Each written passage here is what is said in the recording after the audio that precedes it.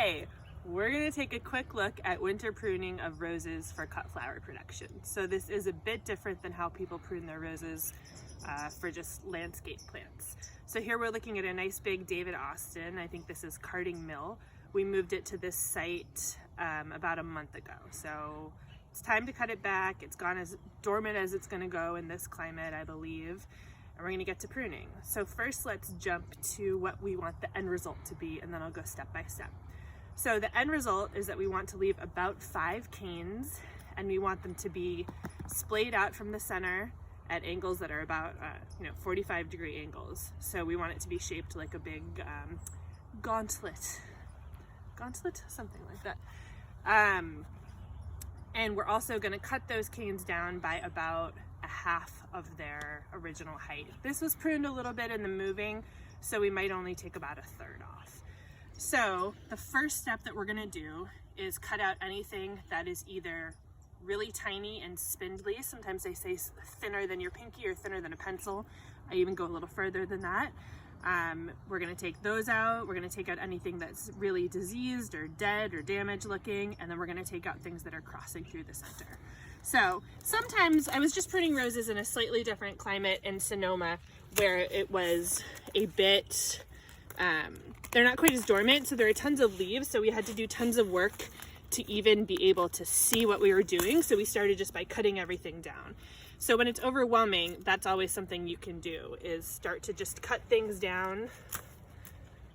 These clippers are kind of sticky here. Cut things down to see what you're working with. You know, of course, not cutting farther than you'll want your final cuts to go. This one is not too overwhelming, but just to give you a sense. Okay, so now I'm still not even at the point of selecting my 5 canes. I'm gonna cut out things that I think are either bad angles, too close together, or crossing towards the center.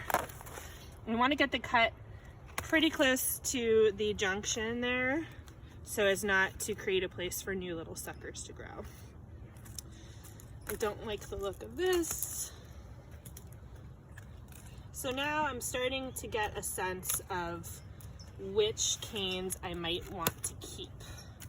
So if we're counting, I'll start over here.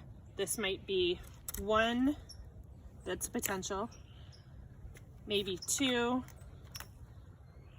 3, 4. We might go back and keep this one.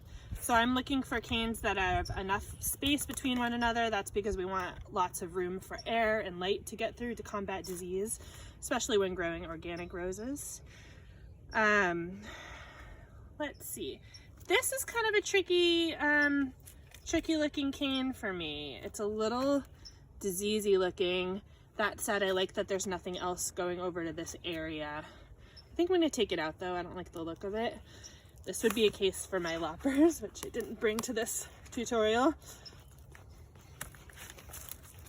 Wow. Something like this always happens on video, doesn't it? All right. Do not do what I just did and try to rip it off. There we go. I'll come back in later and clean that up with loppers a little bit, so it's kind of a cleaner cut.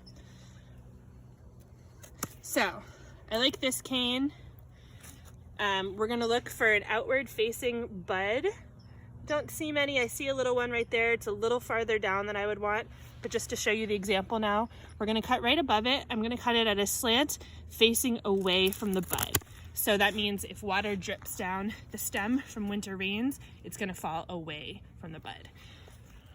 I don't need this down here. Again, I'll come in and clean up that cut. I'm gonna, for now, keep this. Sometimes when I'm not sure, I'm gonna make the cut that I think I want to keep, and then I can always go back and take it out as well. Let's see. This I'm gonna keep for now. I might wanna come back and take it out. As you get more experience, you start kind of doing it all as you go. So I probably would have looked at it, known maybe right away which canes I was gonna wanna keep, and then begin to prune out the disease, damage, crossing stems while trimming down the canes I do want to keep. But when you're starting, I find it's good to focus on one thing at a time. So again, starting by cutting out what you know you don't want and later honing in on what you do want. So now we're left with 1, 2, 3, 4, 6 canes. 6 is okay, 4 is okay as well. I like the angles. Nothing is too flat, leaning towards the ground. This is kind of pushing it, but it's fine. Conversely, nothing is too upright. This angle is okay. We've cut them all towards an outward facing bud. If you can't see a bud, just go ahead and cut, and hopefully a bud will express itself later. With loppers, I would come in and clean up these little stems a little bit more so that there's nothing left. And I'm pretty happy with this rose. The end result is that it's about a foot off the ground. For my roses, we'll aim to do about a foot to 18 inches. I like that they're mostly the same height. There's some variability, that's totally fine. And